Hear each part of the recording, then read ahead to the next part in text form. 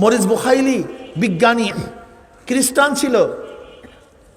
আল্লাহ পাকের শুকর, শিক্ষা পাওয়ার কারণে, দিন পাওয়ার কারণে সে দি অরিজিন অফ ম্যান ডারউইনের থিওরিকে রদ করে কত মজবুত বই লিখছেন। কোরআন বাইবেল, বিজ্ঞান কোরআন বাইবেল, এর উপর কত মজবুত বই লিখছেন। অথচ আমাদের দেশের মুসলমানের জন্ম হওয়া হাজারো মুসলিম সন্তানেরা ইসলামের বিরুদ্ধে বই লেখে। এই শুধু শিক্ষা এবং পরিবেশ। এর জন্য দেখছেন নার্সারি থেকে শুরু করে কিন্ডারগার্টেন থেকে শুরু করে ইউনিভার্সিটি পর্যন্ত যেখানে যতটুকু ইসলামের শিক্ষা ছিল আস্তে আস্তে আস্তে আস্তে সব কিছু মিটাই দিচ্ছে। আজকে অনুষ্কা পয়দা হইছে, আজকে দিহান পয়দা হইছে, হবে না কেন? কারণটা কি?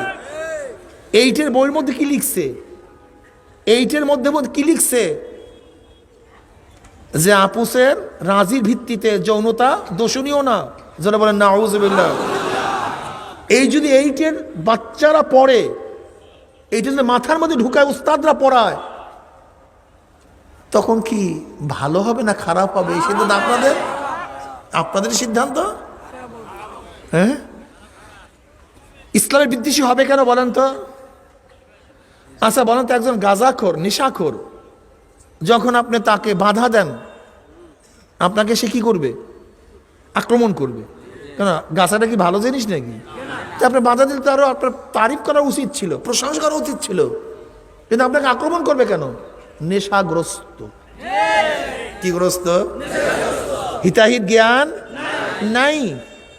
ঠিক তদ্রূপ ওরা গবেষণা করছে যে মুসলিম সন্তানদেরকেও যদি যৌনতার নেশার মধ্যে মত্ত করে দিতে পারি, ওরা যখন যৌনতার নেশার মধ্যে মত্ত হয়ে যাবে, ওরা দেখবে বাধা দেয় কে? ইসলাম, এছাড়া কেউ না। এই তখন তার ইসলাম বিদ্বেষী হয়ে যায়। ইসলাম বিদ্বেষী হওয়ার কারণটা কি? এর কারণটা কোথায়? ইসলামের মধ্যে এমন কোন জিনিস নেই যেটা বিদ্বেষী হওয়া উচিত, এমন কোন জিনিস নেই যেটা খারাপ। বলে ইসলামের প্রত্যেকটা আদর্শ সর্বোৎকৃষ্ট, সর্বশ্রেষ্ঠ। এরপরে মুসলিম সন্তানরা ইসলাম বিদ্বেষী হওয়ার কারণটা কোথায়? দেখে গবেষণা করছেন? আমরা গবেষণা করি নেই। এর মূল কারণ হলো প্রথম আমাদের সন্তানদেরকে চরিত্রহীন করে, চরিত্রহীন অবস্থায় যখন চলতে থাকে, হঠাৎ করে যখন তাদের সামনে ধর্ম এসে বাধা দেয়, তখন তারা ধর্মের বেড়াটাকে, এই ওয়ালটাকে ছিন্ন করার জন্য চেষ্টা করে। যে আমাদের প্রগতির বাধা হলো এই ওয়াল, আমাদের প্রগতির বাধা হলো এই ধর্ম, আমাদের প্রগতির বাধা হলো ইসলাম। ইসলামকে ধ্বংস করা ব্যতীত আমরা এই কাজগুলি করতে পারবো না।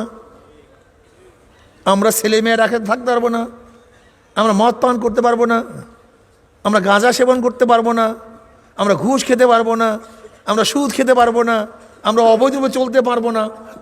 এই বাস, তখন তারা বিদ্বেষী শুরু করে, ইসলামের বিদ্বেষী হয়ে ওঠে, ইসলামের শত্রুতা শুরু করে। এর জন্য ছোটবেলার থেকে পরিবেশটা এমনভাবে সৃষ্টি করেছে যেন ছোটবেলার থেকেই পরিবেশই ওকে ইসলামী বিদ্বেষী বানায় দেয়, ইসলাম বিদ্বেষী বানায় দেয়।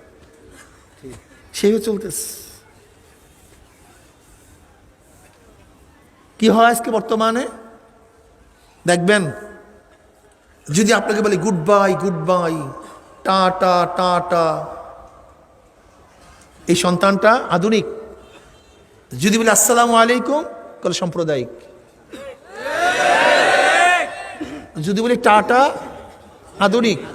গুড বাই, গুড মর্নিং, যদি বলে আসসালামু আলাইকুম, আল্লাহ হাফেজ, সাম্প্রদায়িক। কারণটা কি? অথচ good bye, good morning, tata সব খ্রিস্টানদের। সবগুলো কোথা থেকে আসছে? খ্রিস্টানদের ধর্ম পালন করলে তুমি আধুনিক, কিন্তু মুসলমানের সংস্কৃতি পালন করলে তুমি সাম্প্রদায়িক। এটা কে ঢুকেছে ওর মাথার মধ্যে? কে ঢুকেছে বলেন তো?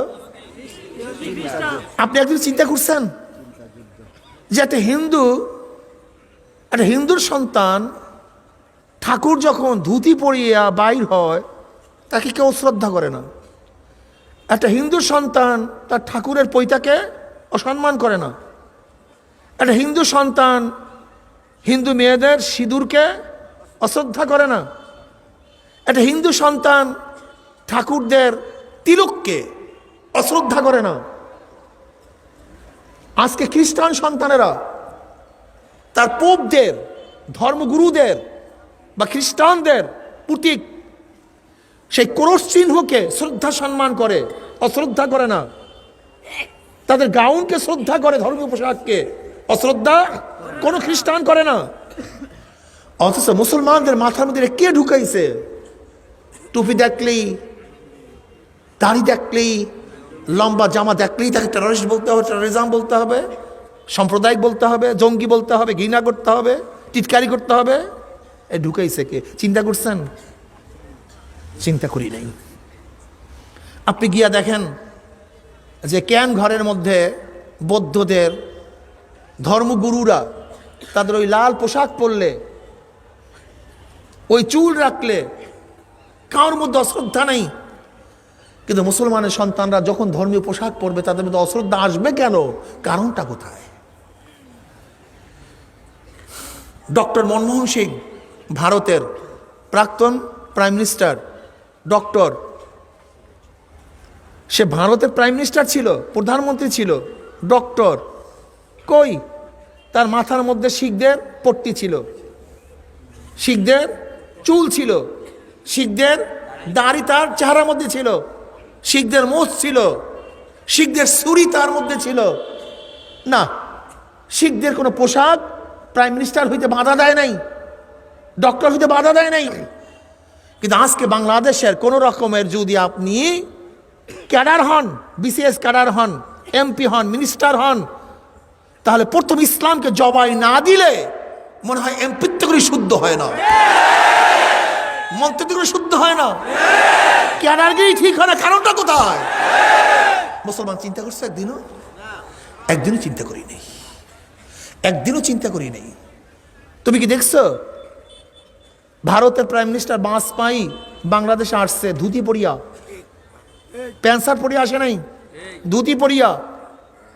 বাজপেয়ী বাংলাদেশে ধুতি পরিয়া আসতে কোনো বাধা নাই, সমস্যা নাই। ধর্মীয় পোশাক, তাদের ধর্মীয় পোশাক পরতে কোনো সমস্যা নাই। কিন্তু আমাদের মুসলিম সন্তানদের কি হলো? এই মাথার মধ্যে কে ঢুকাইছে ওদের মাথার মধ্যে? এর কারণটা কোথায়? যে মুসলিম সন্তানরা কেন টুপি পরিয়া কলেজে যেতে পারবে না? দাঁড়া রাখিয়া কেন কলেজে যেতে পারবে না? সুন্নাতে জামা পরিয়া কেন ইউনিভার্সিটি যেতে পারবে না? তারা সুন্নাত অনুযায়ী চলিয়া কেন ম্যাজিস্ট্রেট হতে পারবে না? কেন জজ হতে পারবে না? কেন সচিব হতে পারবে না? কেন প্রধান বিচারপতি হতে পারবে না? কেন প্রধান সেনাপতি হতে পারবে না? অথচ কয়েক মাস আগে ভারতের বিমান বাহিনীর প্রধান আসছে, এই কয়েক মাস আগে, তিনিও শিখ, তার মাথার মধ্যে শিখদের পট্টি, তার চেহারার মধ্যে শিখদের দাড়ি, তার মধ্যে শিখদের গোপ, শিখদের পশম তার সমস্ত গায়ের মধ্যে শোভা পায়। কেন? শিখরা জন্মগত কোনো পশমই কাটে না, কোনো জায়গারই পশম কাটে না। যদি শিখ ধর্ম অবলম্বন করে বিমান বাহিনীর প্রধান হতে অসুবিধা না হয়, সমস্যা না হয়, আপনি কি পারবেন? আমাদের বাংলাদেশের প্রধান সেনাপতি আজকে হুজুর হওয়া চিন্তাই নেই কার মাথার মধ্যে। এটা হয় কিভাবে? একজন হুজুর কিভাবে, বিমান বাহিনীর প্রধান কিভাবে হবে, প্রধান সেনাপতি কিভাবে হবে, একজন হুজুর কেন প্রধান বিচারপতি হবে? আপনি চিন্তা করতে পারছেন? চিন্তা করেন নাই, মাথার মধ্যে আসে নাই। নিয়াজি সাহেব যখন অরোরার কাছে আত্মসমর্পণ করছে, নিয়াজি সাহেব সে ছিল পাকিস্তানের সেনাপ্রধান, অরোরা সাহেব ছিল ভারতের সেনাপ্রধান। অরোরা যে শিখ, দেখেন সে চুক্তিনামার ছবি এখনো আছে, এই মোস, এই পট্টি, এই দাড়ি। অরোরা সাহেব একজন শিখ, প্রধান সেনাপতি ছিল ভারতের। না, কোনো আপত্তি নেই, কোনো আপত্তি নেই। আপত্তি তো নাই, কোনো শিখ মেয়েরা এই আন্দোলনও তুলে নাই, এই প্রশ্নও তুলে নাই, যাই কোনো পশমই কাটে না, আমি তার কাছে বিবাহ বসবো না, এই প্রশ্ন কোনো কোনো শিখ মহিলা তুলে নাই যে আমি ডক্টর মোহাম্মদ হোসেনের কাছে বিবাহ বসবো না, ওই বিমান বাহিনীর প্রধানের কাছে বিবাহ বসবো না, ওই অরোরার কাছে বিবাহ বসবো না, না, কোনো আপত্তি নেই, আপত্তি তোলে নেই। কিন্তু মুসলিম মেয়েদের মধ্যে এই ধারণা কে ঢুকাইছে যে দাড়ি রাখলেই পছন্দ করবো না, টুপি পরলে পছন্দ করবো না, সুন্নাত জামা পরলে পছন্দ করবো না? চিন্তা করছো? গাজওয়ায়ে ফিক্রি, চিন্তা যুদ্ধ, চিন্তা যুদ্ধ। তোমার মাথার মধ্যে নাস্তিকতাবাদ, ইসলাম বিদ্বেষী ভাব এমন ভাবে ঢুকাইয়া দিছে, তুমি জন্ম হচ্ছে মুসলমানের ঘরে, কিন্তু ইসলামের কৃষ্টি কালচার তোমার কাছে ভালো লাগবে না। তুমি কি দেখছো আমেরিকার সংবিধান কি বলছে? আমেরিকার সংবিধান কি বলছে? যে খ্রিস্টান ব্যতীত আমেরিকার কেউ প্রেসিডেন্ট হতে পারবে না, দুনিয়ার কেউ তাদেরকে সাম্প্রদায়িক বলে না। কিন্তু আজকে যদি বাংলাদেশের সংবিধানে লেখা হয় যে মুসলিম ব্যতীত কেউ প্রেসিডেন্ট হতে পারবে না, প্রাইম মিনিস্টার হতে পারবে না, তাহলে অবস্থাটা কি হবে বলেন তো? তোলপাড় হয়ে যাবে। এই দেশটাকে সাম্প্রদায়িক দেশ নাকি, এই যুদ্ধে স্বাধীন করছি নাকি, বাস এই মুসলিম নাপাকগুলি, এই মুসলিম কুলাঙ্গারগুলি, এই নামদার মুসলিমের জাতগুলি, শত্রুগুলি তারা মুসলমান করবে, এই নামদার মুসলিমগুলি। শোনেন, আজকে দেখেন দেখেন আমেরিকার সংবিধান কি লেখা আছে যে বাইবেলের উপরে হাত রেখে শপথ করতে হবে, বাইবেলের উপরে হাত রেখে শপথ করতে হবে। কিন্তু বাংলাদেশের সংবিধান কি পারবেন কোরআনের উপর হাত রেখে শপথ করতে হবে?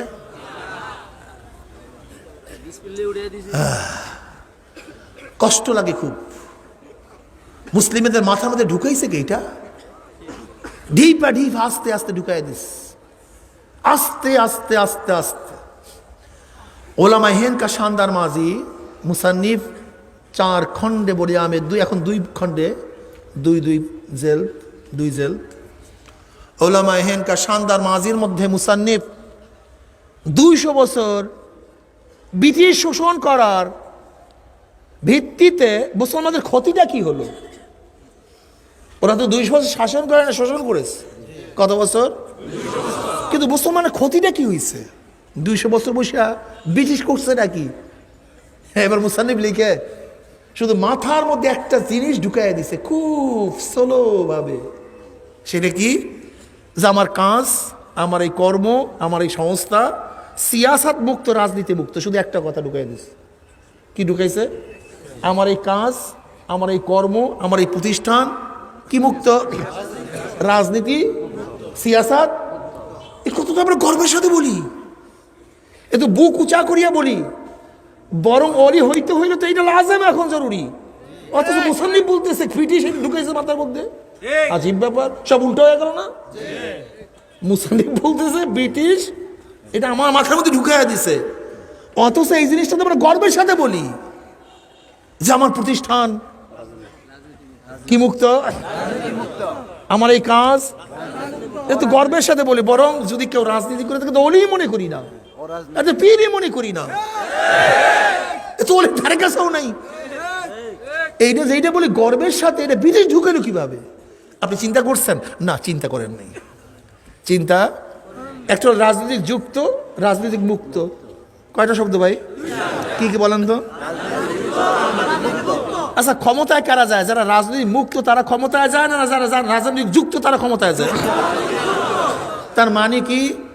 তুমি রাজনীতি মুক্ত, যারা ক্ষমতায় যায় তারা রাজনীতি যুক্ত।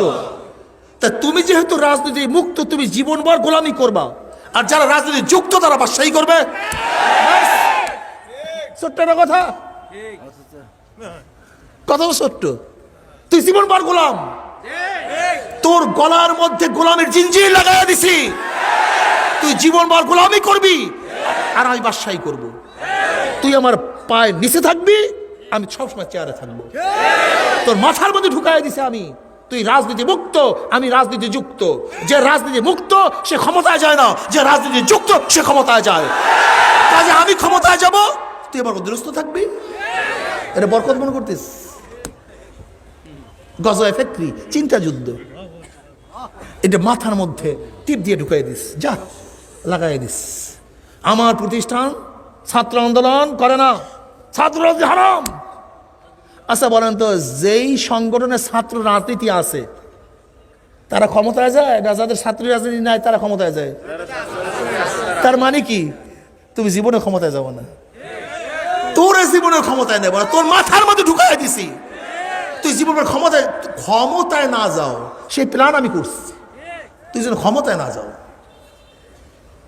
যাদের ছাত্র সংগঠন আছে তারা ক্ষমতায় যায়, যাদের ছাত্র সংগঠন নাই ক্ষমতার। তার মানে কি? আমি বাদশা, তুই গোলাম, তোর গলার মধ্যে গোলামের জিনজির লাগাই দিস, তুই চিন্তাও করতে পারবি না। অথচ গৌরবের সাথে আমি বলতেছি এই কথা, আমি বলি আমি এইটা করি না, আমি পীর সাহেব, আমি এটা করি না। বুঝছেন? গজল বিক্রি বুঝেন, চিন্তা যুদ্ধ।